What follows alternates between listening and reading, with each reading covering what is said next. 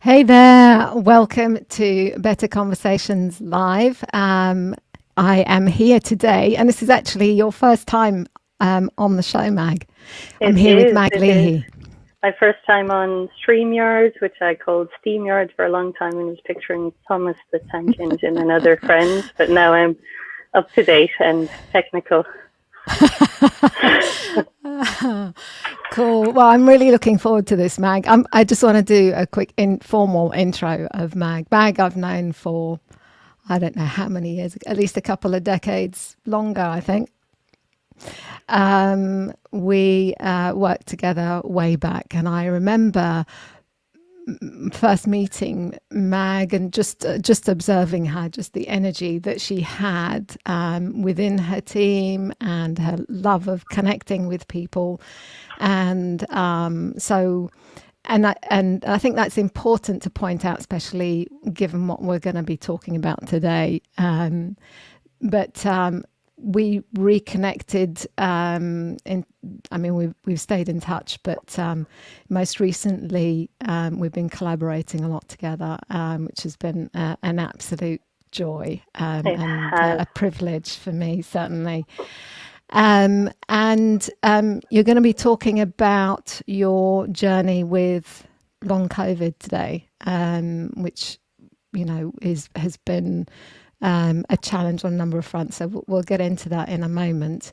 So thank you, Mag. I think first of all, that's it's a brilliant that you are talking about, and I know you've been extremely active in sharing your experience for the benefit of others. So I'm delighted that we're going to get to talk about it today. I have to say I'm thrilled as well that you didn't mention my haircut or yellow trousers that existed back then in 1999. It's been 22 years. How did we get to this wise age? Assuming we're wise. Assuming we're wise.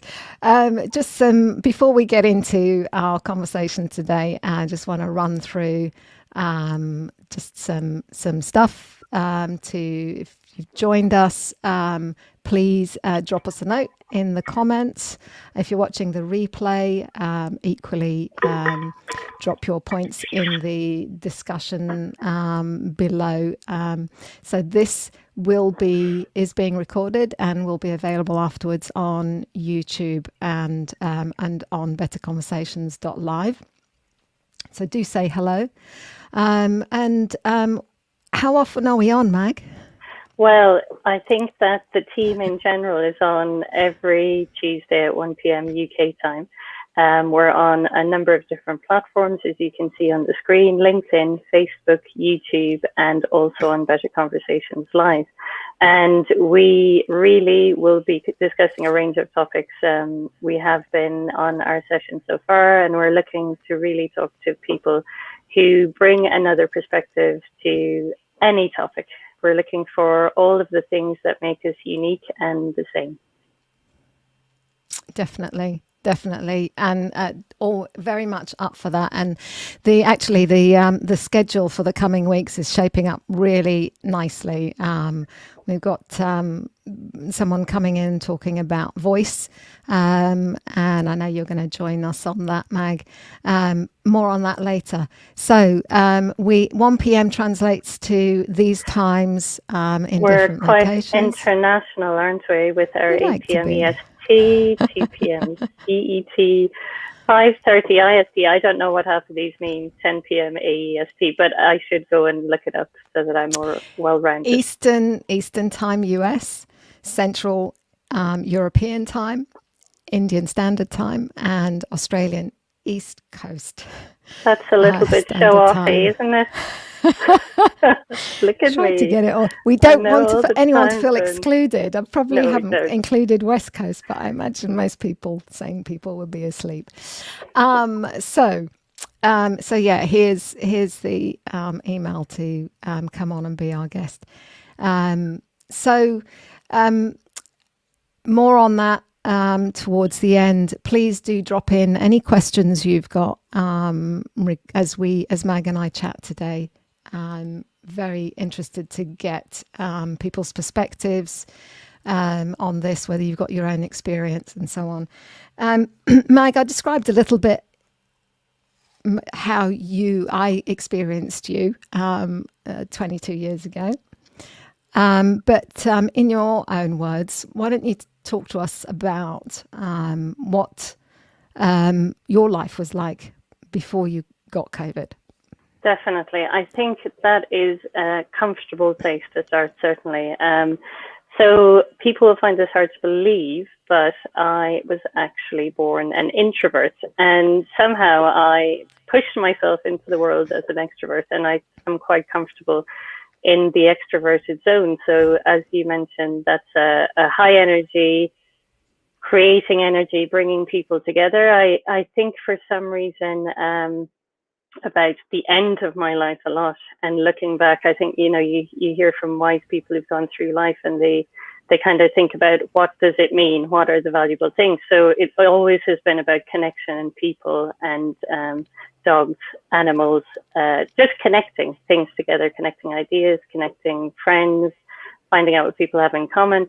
That involves lots of talking. I don't think there is one person listening that would describe me as a quiet person. I am chatty and loud, and that energy, of course, translates into me needing downtime. So I kind of, over my 43 years, had got into a less boom and bust schedule where I managed. But I'm very energetic physically. So, in the good old days, it would be get up and walk my lovely dog Lassie, hop on my bike, cycle to work in St. Paul's from Greenwich, do some work in the morning, go to spin at lunch, grab some lunch, get back to work.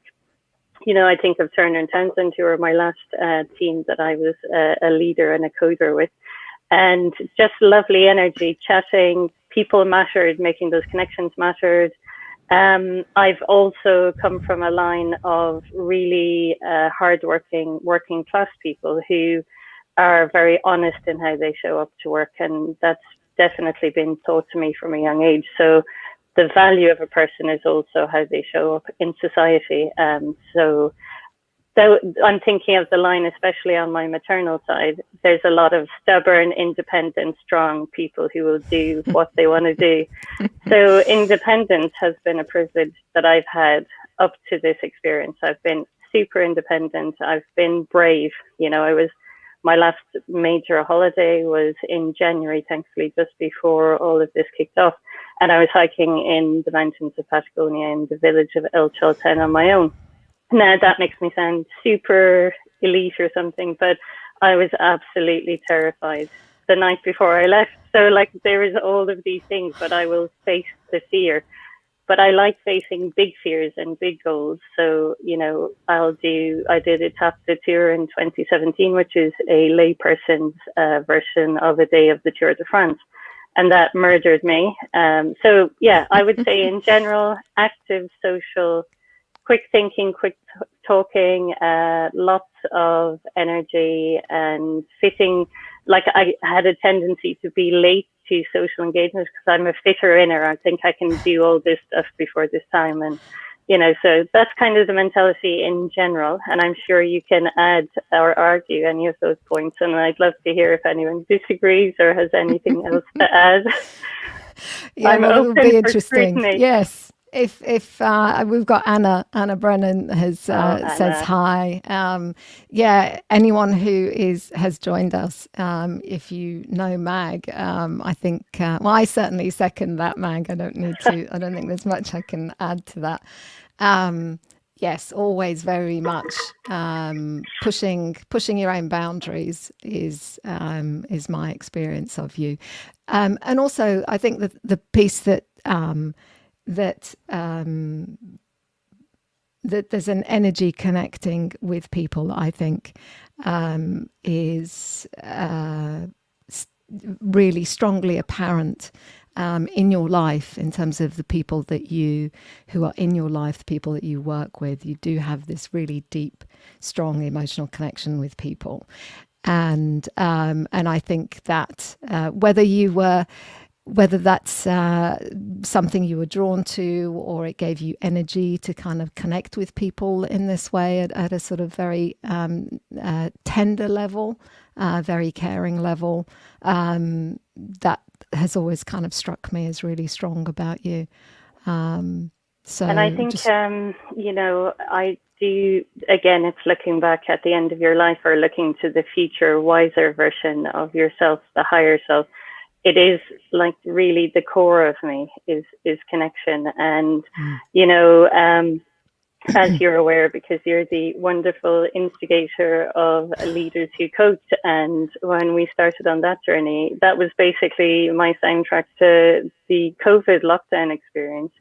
My connection energy has changed a lot from that coaching element. So, you know, where I was the loud group person in the 1999 and the following decade, I've become much more one-to-one. And you know, as I'm sure lots of extroverts will kind of say to you, or certainly a portion of them, a lot of that extrovertedness comes from shyness. So it's easy to be loud and it's intimate and vulnerable to have those one-to-one conversations. But now with my energy levels changing, they're the ones that I'm the most comfortable in, is those sorts of lower energy, really listening conversations, which, and I've learned a lot from your course on the topic of good conversation. So that's been actually incredibly useful personally. I think all of these things connect over each other, and they're not kind of boxed away from each other. No, they all layer and interplay, definitely. And we're going to talk a little bit more about your energy levels a little bit later. Why don't you share with us then, having established this picture of Mag, why don't you share with us what happened when you got COVID? So, I mean, in the time coming up to COVID, I was fit and healthy. I had taken advantage of the quiet streets of London. I was cycling a lot, between sort of 35 to 70 kilometers every second day.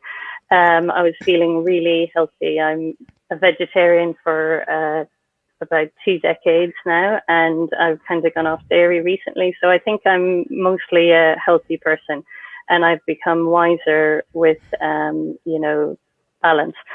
What happened when I actually got COVID itself, I almost didn't get the test at all. It was really nothing to write home about. I get a flu sort of cyclically twice a year on the season changes, February and September. And what I got July 22nd last year was like a head cold. It wasn't really significant. And I only really did the test because I just wanted to be sure. The only thing I think that would have flagged something different from a head cold was there was a slight crinkly noise in my lung when I breathe out at night. But again, nothing really to worry about. However, it was very emotional getting COVID, having the thing that was out there, the fear in your body. It was really an emotional experience. And when I got the test back a week or so later, due to the weekend, it was positive, and I was quite shocked actually.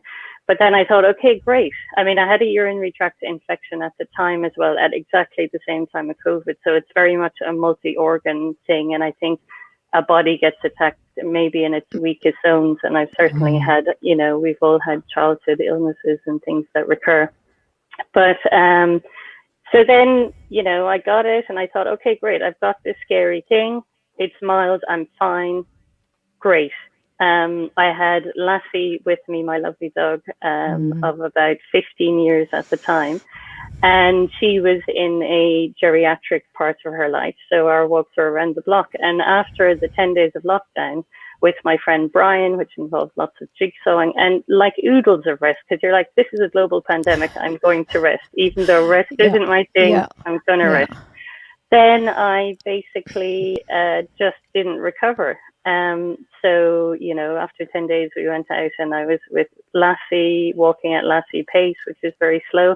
That was okay. Breathlessness, you know, we all take a couple of weeks to recover from a flu. So I was like, it's going to be like that. And then I was getting lots of advice from people being really concerned, going, you're not allowed to exercise your way out of this.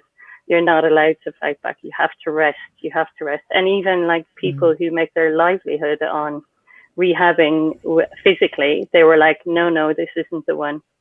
So I took the advice and I rested, and I just, the fatigue never left. So it's a really sort of unpredictable fatigue. I might wake up in the morning feeling like I have the start of a cold, like lead body, tiredness, lung problems. So I've been on an inhaler since September last year, having never had any lung problems before that, and being really cardiovascular in life, in sport.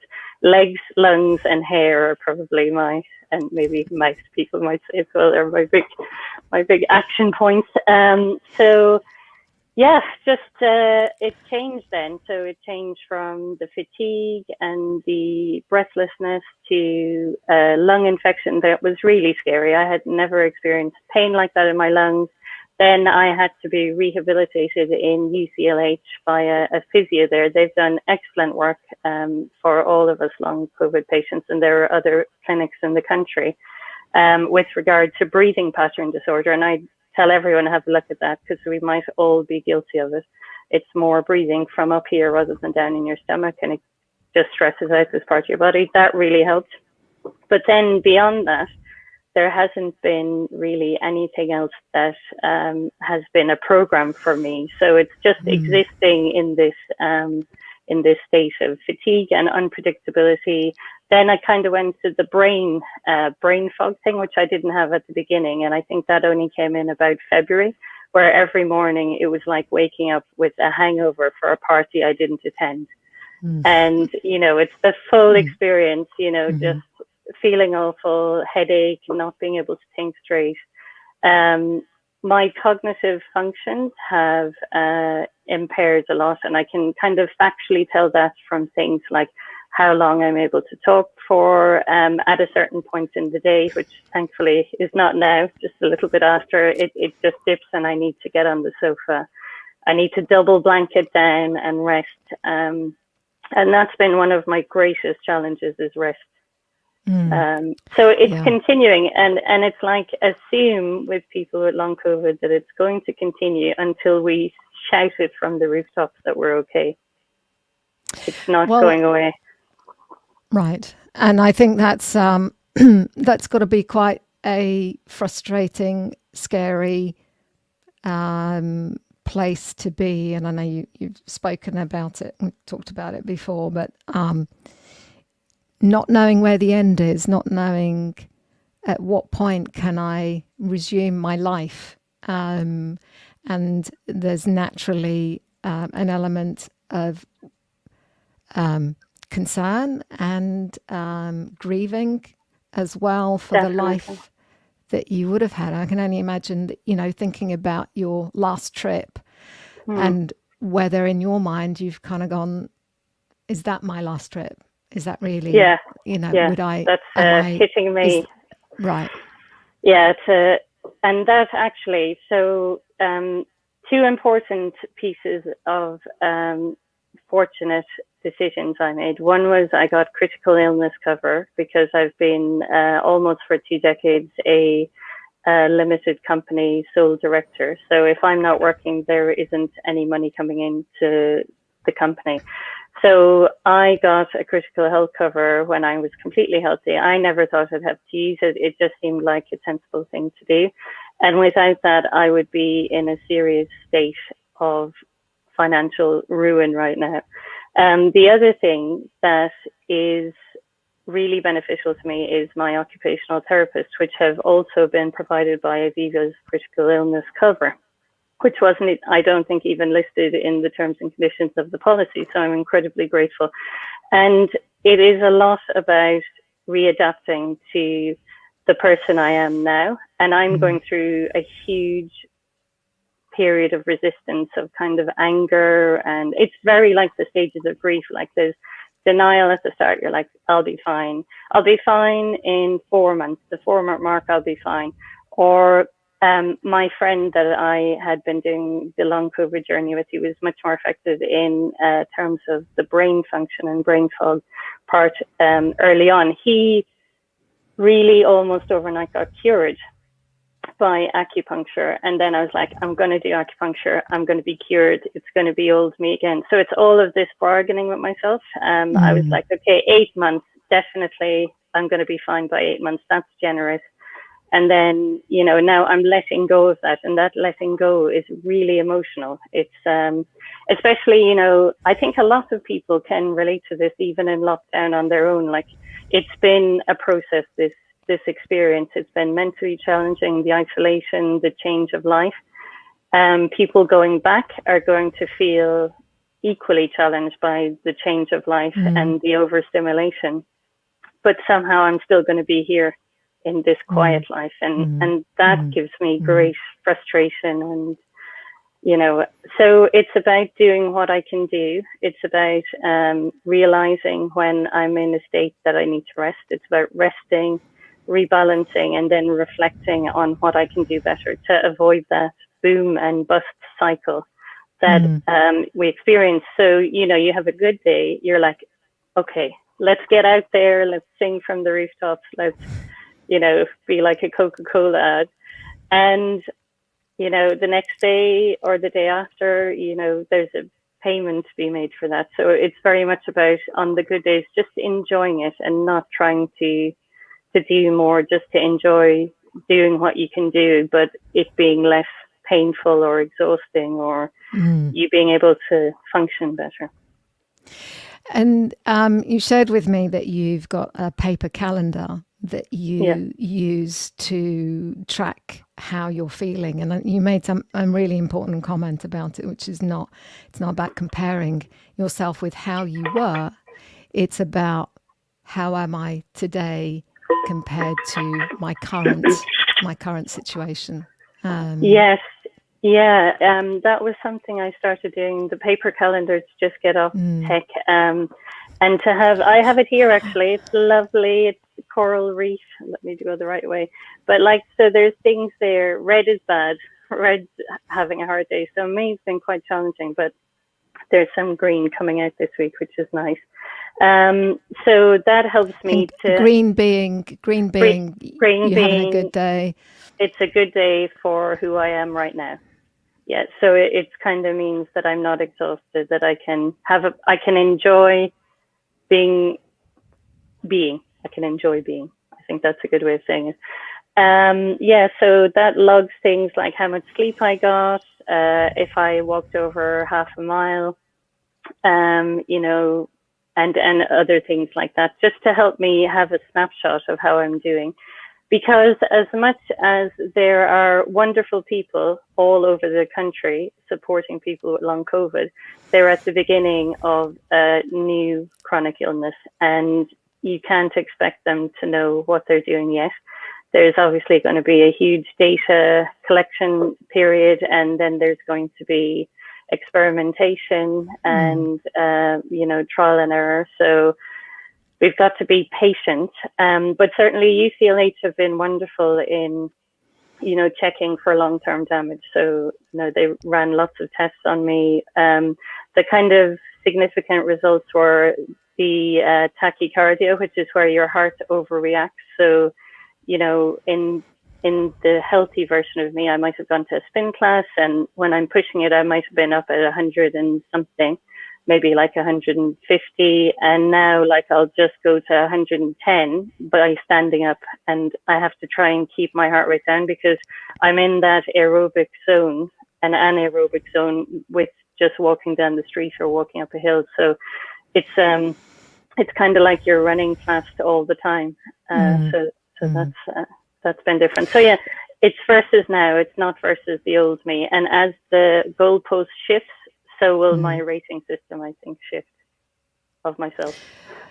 And that's an unknown still. You're grateful for the days that you feel like you can do something like this, for example. Yes. And you talk also about pacing yourself. And that's something, pacing is something that one of my daughters, who we have learned that she has... she struggles with hypermobility, which is basically being over flexible in your body, which means that you really need to strengthen your joints so as to protect you need to strengthen your muscles to protect your joints. But that fatigue that you talk about, she, you know, during lockdown, it got worse for her, and just going across the street and coming back would put her like that. She'd be out for a sleep for 2 hours. It's frustrating, but it's learning to pace yourself. How are you learning to pace yourself? So my poor occupational therapist, she has her work cut out for her trying to get me to pace myself, but I can recognize that I am getting better. So, for example, yesterday I overdid it because of just the schedule that I allowed to happen, and I felt it. You know, it's almost like I disappear. Like, so I'll be mid-conversation and it'll just switch, and I'll be like, okay, that's me, I'm done. And I kind of have to get out of that situation and go into rest mode really quickly. So for today, for example, you know, I tried to get 10 hours sleep. I got up, I made myself a nice meal, I had a shower, and then I've sort of been resting in preparation for this. And, you know, after I'll probably go for a nap, which could be anywhere from half an hour to 2 hours as needed as a recovery thing. So it's about, and I think one thing a day is probably a good rule for people who are starting out on pacing. And that one thing is much smaller. Like Julie, my occupational therapist, is always saying, okay, cut it in half and take, you know, 20% away, because that seems to be where I should be. So, you know, experimenting is another thing. So seeing how you feel when you do something, and then kind of adapting accordingly. I'm at the moment, I'm in a couple of weeks of not doing very much, of just existing, to kind of just really embrace the rest. Because I actually got out of the habit of resting. Your permission disappears after a while when you've been programmed your whole life about work and being valuable in society and showing up and your worth and your identity and all of this.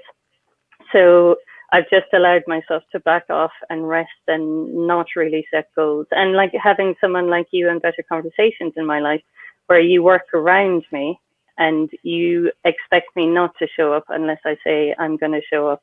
Like that thing, that kind of contract between us takes a load of pressure off me. And people who are understanding about time boxing, knowing that, you know, I can show up for this one thing and I'll seem like a perfectly fine version of Mag, and then I'll go home. So I do all of this invisible work around trying to show up. And that's, I think, that's the real work of trying to deal with a chronic illness. And it's, I remember having a conversation with my daughter about being hypermobile, and it was quite distressing for her to think that this is a lifelong, there is no, you know, there's, hopefully there is something that will help long COVID sufferers. But there is this sense of, is this it? Is this my, this is what I'm going to have to live and work around? And there is an element of grieving. Certainly as a parent, I feel like this isn't the life that I wanted for you. You know, you're a teenager. You should be feeling like, you know, you can do things. You know, the world is your oyster. But the reality is that there's always this condition that she is learning to manage. And I think, and certainly she's restarting sixth form, because just think, you know, the world wasn't working for her. And having that time has been really valuable to just stop and find out where are the edges of my being, of my existence, and what works and what doesn't, what knocks me out for a day. What actually can I do that doesn't harm me, or that helps me pace and build up my strength gradually, right, without overdoing it. And there's still days where we overdo it. The time boxing thing, I think, is really a really key strategy, and that's a way that family and friends can be really supportive, right? Yes, and actually that's a thing that you just triggered in me there worth noting is I'm the person with the critical illness with long COVID, but there are a whole tribe around me who are adapting to me already, even in lockdown when our range of people is quite small. You know, there's love, there's support, there's people being invisibly thoughtful about me, and that time boxing is definitely a good way. So, you know, ask me to dinner, say that you'll come to me. That would be brilliant. And then, you know, say, okay, it's been an hour and a half. Shall we call it a night? Brilliant. And then off, you know, I go home. That kind of understanding and doing the extra legwork. It is very hard for me to ask for help and to receive help. I'm much more comfortable being asked and giving. That is a major turnaround. And that is a huge source of frustration. Admitting to vulnerability, you know, is another really huge growing point for me. I have been lucky to be healthy and strong-willed, and the world works for me. And certainly being white and having that position of privilege, the world certainly works for me. So I feel I've had an extremely privileged life, and this is a new experience for me. And it makes me think about all the things that I've said in the past to people that were not in their best interest, like, have you tried this, or but at least, or you should, and I'm kicking myself for doing that, but I didn't know better at the time, so I'm not, you can't know till you know. No. But there are lots of ways, I think, and you know, gifts, expensive gifts are a really nice way to cheer me up. We can put them in the comments later. You can put your wish list here for my bestie, and actually, genuinely though, that is blankets, plants have been some of the gifts. Books, you know, one friend bought me a book about bedtime adventures. You know, so reading stories about adventures, that still keeps me in the zone of who I want to be and who I was. So it's kind of cheerful without it being sad. It's still recognizing me as me. That's, I think, a huge part is I'm still me. But there's this huge daily challenge to face. Well, and I think what's lovely about those things is I know you've talked about giving yourself permission, but it's also the acknowledgement from others that permission, you know, or reminders of support that you do need to go at a pace that's right for you. And so I like that. The blanket is a reminder to slow down, right? A book is a reminder to slow down. A plant is as well. So all these things are dearly thoughtful and validate your current situation, your position on those things. And we've definitely that's been an adjustment, certainly for me as a parent, to understand for my daughter that actually I can get her an electric blanket, which means she can sit in the sofa and come out of her bed. Actually have somewhere else that she can be. Seat warmers in the car that mean, you know, she can come out and not feel cold. And because that adds to her fatigue. So all of these things. And I remember reading someone that there's a fantastic hypermobility syndromes association in the UK, and always offering great advice. And their advice is, you need all these gadgets, and it doesn't matter. Don't, you know, people don't ignore funny looks that maybe you might be, because some people experience hypermobility in very extreme ways and are wheelchair bound a lot of the time, but they can get up from the wheelchair, and they talk about getting these funny looks that, how come you just got out of your wheelchair? Surely I know, you know. But it's like, that's what I need to manage my energy so I can get through the day and I don't collapse in a heap at the end. So that is just a very specific example you gave there, and how we judge, and we're kind of prone to judge. And I know that judging is a characteristic that has kept us alive in the animal kingdom, you know, judging the risk of something.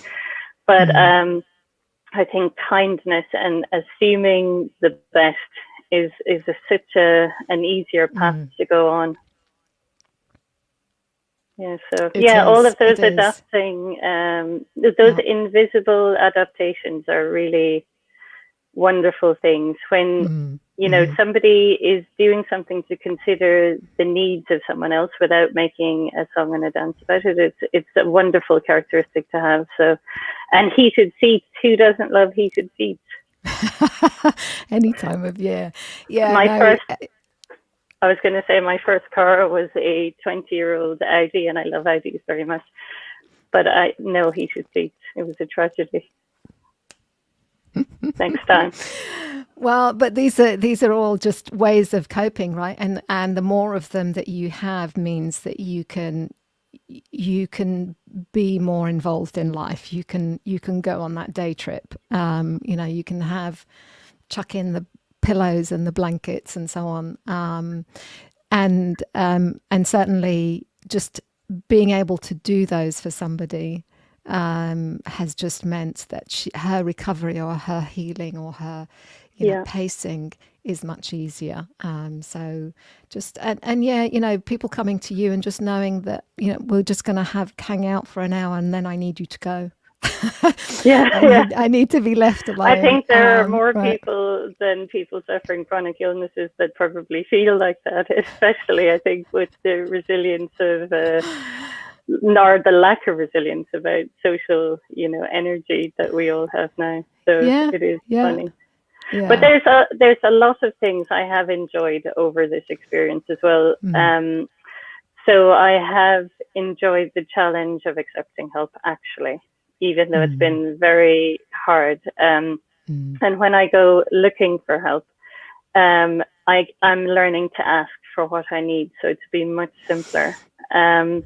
I have thoroughly enjoyed, you know, different initiatives that there are for long COVID sufferers. And I think feeling alone is one of the hardest things that exists. You know, at the beginning, I didn't know long COVID existed. I didn't know what it was. I think now there's much more awareness, but I still think that people don't really know what it is like. And I certainly think I'm in a good position with long COVID. There are people who have worse symptoms than I, and they have worse, you know, permanent damage, and they're really struggling neurologically, cognitively, even more. And I don't know where this illness is going, but for someone even in my state, though, like the day-to-day is a challenge. And there have been things that have made me feel happy in sharing. So I've been, I luckily got on the ENO Breathe program, and they were completely wonderful. So the English National Opera set up this program, and the arts are one of the most beautiful ways of support of challenging boundaries and really bringing people together. So I would love us to support them as much as we can. But that group was focused on breathing and singing, not that we were getting awards or that we're going to be on stage at the English National Opera, but it was focused on something else. It was a group of long COVID sufferers of all ages, all different jobs, all different levels of experience. And you could see from the group, we were all on Zoom together, you could see how people were experiencing each day differently. So we had a weekly session, and I could see on one week that somebody was quite perky and they were like, this is great, I'm having a good day. And the next week they're the quietest person in the group. But because it was focused on something else, and before we started, everyone, Sehaam and I did some tongue twirling warm-ups and stuff that I got from my lovely choir director at the City Academy Singers. And, you know, just, it's kind of like a loud madness. You just do all these funny noises, and it's really delightful, but it has a purpose of helping you to breathe better or to counter the anxiety. The anxiety is part of this as well. There's the brain to body anxiety. There's the anxiety of like you said, is it going to be like this forever? Is this my life now? I'm not happy with this. This is too small. I'm frustrated. I'm scared about how I'm going to carry on like this. There's all of that brain to body anxiety. And then there's the sort of post-exertional fatigue, whether it is cognitive or physical, where my body is the anxious party and it's sending anxious vibes to my brain. It's really like that feeling of having overdone it physically. And then you need to rest, but you're gone beyond the point where that's easy. So anxiety and mental health are a huge part of this, and I'm really lucky to be surrounded by support. Well, it's part of your recovery, and although you say you find it difficult to ask for help, Mag, I think having watched you over the past 10 months, I think you have reached out and been you have been advocating for yourself. I think that is an important thing. You've gone out and tested and experimented and tried different things, possibly out of frustration and wanting to speed up whatever this is. Yes. But I think when you are experiencing a chronic illness, I think it is exceedingly hard to ask for help. But I think you've done a brilliant job of doing that, and in your own way, in terms of sharing and being really open about the experience that you've had, because this isn't the first time you've spoken about having long COVID. And I think it's hard to do it, though, when you are in a state of fatigue or exhaustion or frustrated and so on. Emotions, Yeah. And I'm one. You're the kind of person who's always kind of ready to laugh and see the irony or the funny side of a situation. And that's definitely something I do with my daughter because she has a tic that could be quite embarrassing to her. I won't say what it is, but so she has it when she is tired or cold, and so hence it's important that she manages that side of it, not just to minimize the tics, but we have to laugh about the fact that it could get her into trouble. And it's also, I think, given her permission to say to people, I have a tic, I don't mean anything by it, and then they get to laugh with her about it as well. Have you found ways of finding humor in your situation? Well, I think humor is a massive coping mechanism for me, and it always has. I tend to use it as a defense mechanism, but it's such a huge release. I mean, I have one friend in particular, and I think she'll know who she is, and we get hysterical. We absolutely lose our ability. We were at dinner once and I had to leave the restaurant, leave her behind and walk out because I was so overcome. But it's like a drug, it calms your system, it releases tension. And, comedy is all about building and Drew that you had on BetterConversations.LIVE as a humor engineer, I believe he's self-titled his job. The whole, and I've got comedian friends, the whole build up of tension and then the release, it's a huge physical thing. And definitely I have, from birth, my mother has always said, if you don't laugh, you'll cry. And, I do believe there is a kind of a funny sense of humor there that doesn't necessarily work with everyone. But I think also the crying is okay too. So I'm okay to sit while other people cry. I'm okay to cry with other people myself. I think crying is another huge release. And I think with this long COVID body experience is the ways of releasing whatever your body, it's like my body is attacking itself.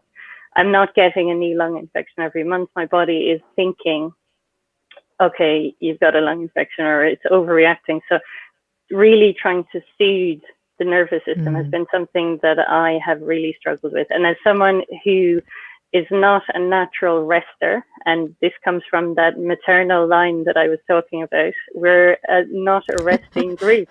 And I've been cross with my poor mother, who has been one of my favorite role models my whole life. It's like, you didn't teach me how to rest, and now I need to rest.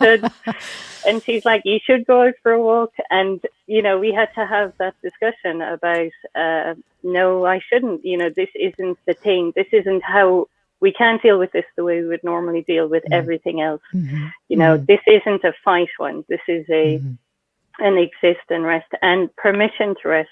However long you've had COVID, you have permission to rest. However long you feel you've been a burden on other people because of this long illness, you still can be the burden. Don't think of it. Think of it as a seesaw. Someday you'll be able to give back to them. Maybe you've already given to that other person. Life is all about giving and taking, and there is no score. So accept the love, and there's no time limit on this. You know, just be how you are. I think that's really important, and find ways to rest creatively. I had a lovely experience with Sketch Poetic, who's a wonderful friend in LA, Sheila Darcy, and she had a group, and we were all drawing, but not for the becoming the next world leader of drawing, but to really just process stuff. It was about mental health and letting stuff out. That was really good. Reading is a constant source of soothing down the system. So I'm getting back into the zone of who I used to be as a sort of 12, 13-year-old under the duvet at night with a lamp, secretly reading. So yeah, I don't have to be secret about it anymore. I'm an adult. But you have a secret life. Yeah. Just, you know, finding ways to soothe your body, to get your heart rate down, to, I don't know, just to release, have a bath, take as much time as you want. You know, the permission to self-care is not a natural narrative in our society. And that's my main job right now. That's my job title. Well, I think that's so true. You and I have had conversations about this. I'm not very good at that myself, and I think it does take giving yourself permission. It does take maybe just putting yourself back in the center of it, doesn't it? Back in the center of your world and what you need to be whole. And finding, working through that discomfort. I think something that you said at the very beginning was, you know, having these fears and in your life and being drawn to opportunities to grow or push through that fear. This is almost like one of those, but it just feels very different. It feels perhaps not to put words in your mouth, but it's a same kind of sort of fear, something to push through and find a very different way of existing and being. And almost your choice of words there, the pushing through, is the wrong tone in a way for, not this is a personal attack. It's just, it's not. It's almost like, you know, sit through, or I don't know, just breathe through. It isn't an aggressive pushing thing.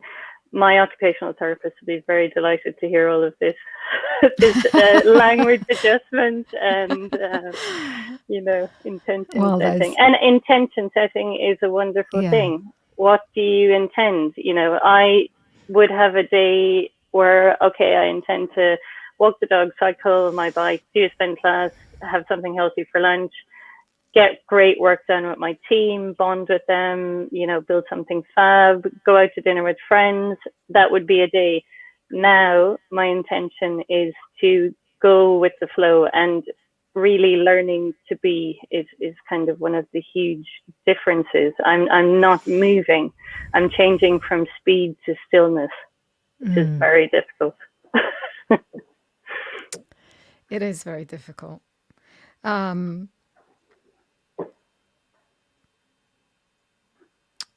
I think that is a really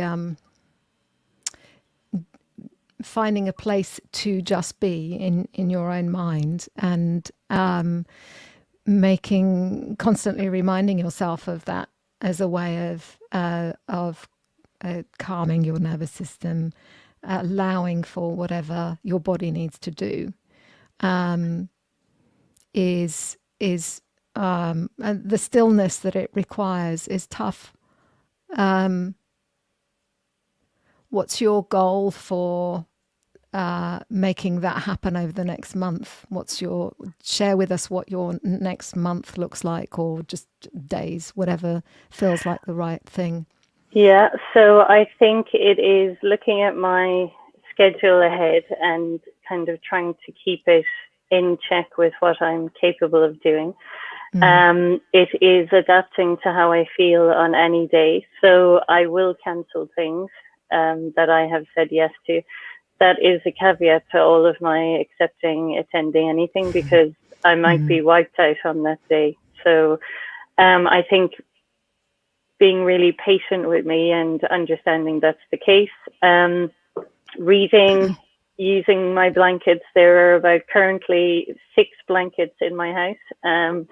You know, intentionally finding places to rest, you know, putting on the right lighting, play a record, have some mood music, light a candle. Really, it's almost like having this very caring relationship with yourself. And, you know, you've talked about being the mother of someone who's dealing with great physical and emotional and mental challenge at the moment.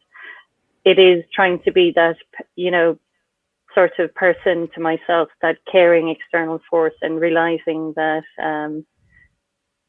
I'm the one who's here every day with me, and I've got to learn how to do that. So I think it is pacing, reflecting, logging stuff, and just going with the flow. I think that's it, not overdoing it in any direction.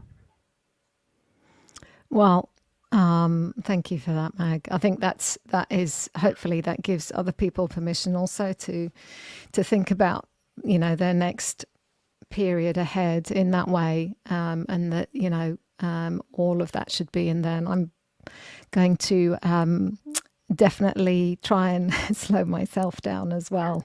I think in something that you said, you know, you accept things on the proviso, on the understanding that you may need to cancel at the last minute. And I think from a work standpoint, that can be quite tricky for people to feel like they have to attend or they have to do these things. And I think this is going to be quite a challenging thing for people who maybe are able to work or work a little bit, but are still struggling with long COVID. And I wonder whether there's certainly, you've talked about in the past one of your team members just needing time because they were going through a certain period in their life where they weren't getting quality sleep and so on, and so cognitively not functioning, and you gave them work that was required low brain effort,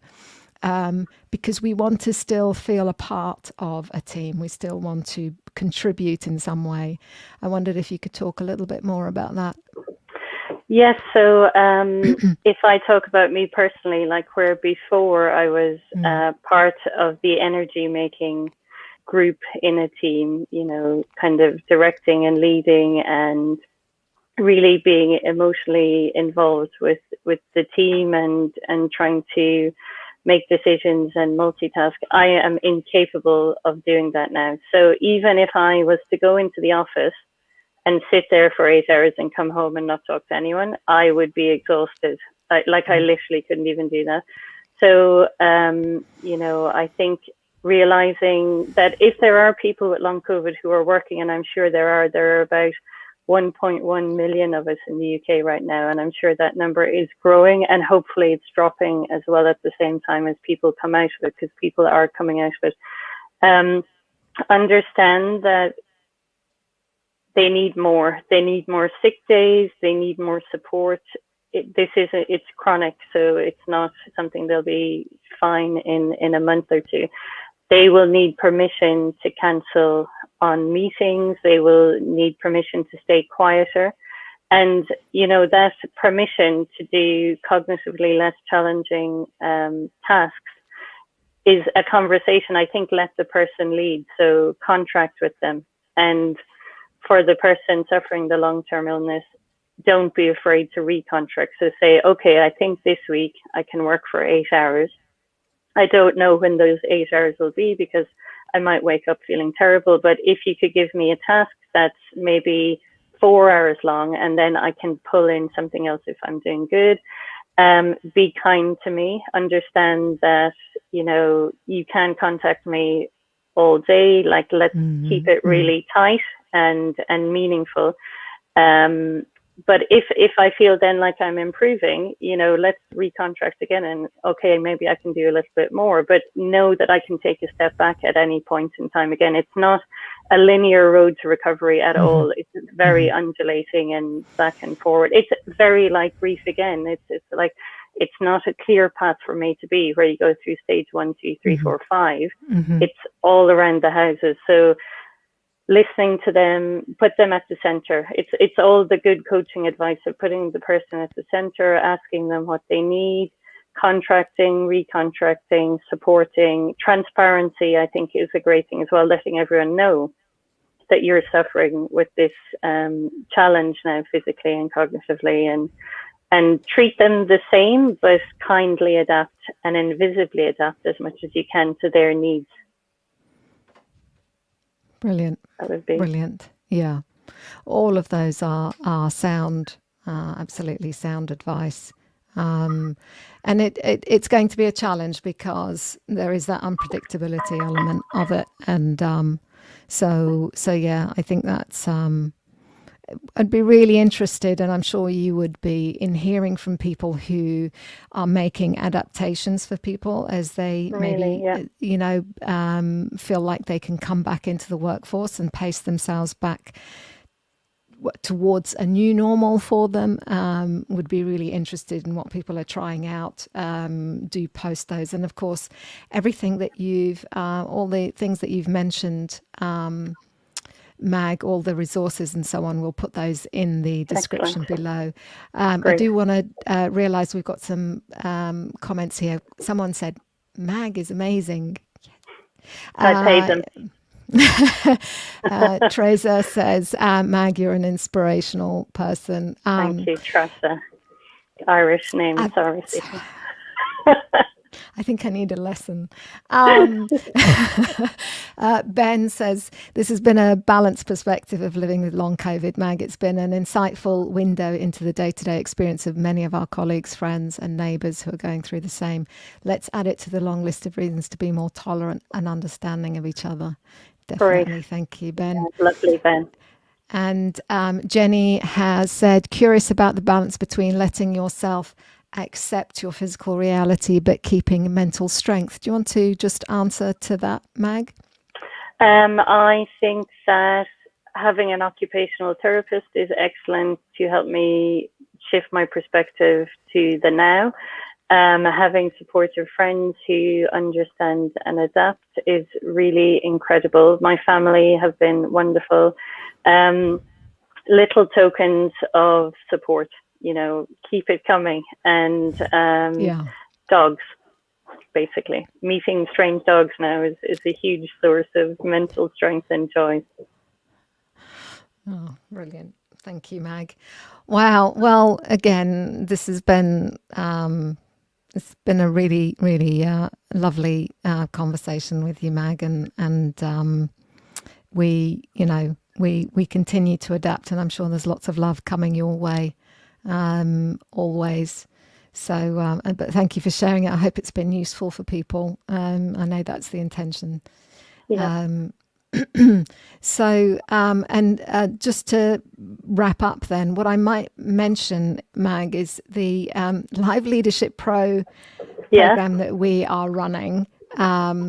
We ran it. It didn't quite work the way we intended, but I think it's potentially working in our favor in terms of so Live Leadership Pro is where you can submit a question to, or your current leadership challenge to Mag and I. And we will broadcast our recommendations and ideas for how you might deal with that solution, but it's going to be random at random times that fit around energy Keep your body levels. guessing. And yeah, well, because it will also be recorded, so there will always be a replay, but it may actually allow us to be more responsive, but also work into accommodating energy levels for you. And I think that's a great way to do it, because I think you've got a lot of sound advice to offer and wisdom in there. So looking forward to that. So we don't know when our first broadcast is going to be. You'll just have to follow us. And I would just like to say, on calling you out there, this is an area where you're giving back to the community of your own time, and I think that's really admirable. And there is no sort of range to the questions. Whatever you're facing at work, we're happy to discuss it and support you. Yeah, please do. So details of that are here, betterconversations.co/live-leadership-pro. Maybe, I'm sure. That's awesome. Brilliant. So there's a form there. Oh, and I should say we anonymize the challenge that you send through to us, and we will respond with it being anonymous as well, because there are some situations that it's about helping and coming up with strategies for helping you move forward on that. So let's wrap up, Mike. Next week we have Ben, who's going to be talking to Charlotte Valler, who's going to be talking about neurodiversity in the boardroom. She was recently diagnosed as autistic. So that's going to be a fascinating discussion. Do tune in for that. You can set your reminder now for that. If you go to BetterConversations.LIVE, you'll find it on there. So yeah, some other ways that you can. What are your thoughts about who would you like to speak to, Mag? What topics are kind of key for you? Well, it's lovely now, because people are coming to me with ideas of who we should be speaking to. So I had a suggestion this morning. There's a company in London, and I'm not remembering the name of a sustainability food company, because 2/3 of the UK's food waste is household waste. I was shocked to hear. So we might chase down the lady who runs that company. That could be a really interesting chat. But on the note of Charlotte, I've heard her speak at Forward Ladies, and she is a lovely person to interact with. So I think if people have time to check that out on Tuesday at 1 p.m. UK time next week, that is time well spent. Yes, yeah, definitely. Do join us. So that's it, Mag. That's a wrap. Brilliant. That's a wrap. Thank you so much, everyone, for joining us. You'll catch the replay on YouTube, where you'll find Better Conversations, and also betterconversations.live. If you would like to be a guest, get in touch with us. We're really open to it. If there's something that you feel like leaders need to understand more, get comfortable talking about, then get in touch with any of the co-hosts, and we'd love to talk to you further about that. So have an awesome week, everyone. We'll catch you on Tuesday next week. Brilliant.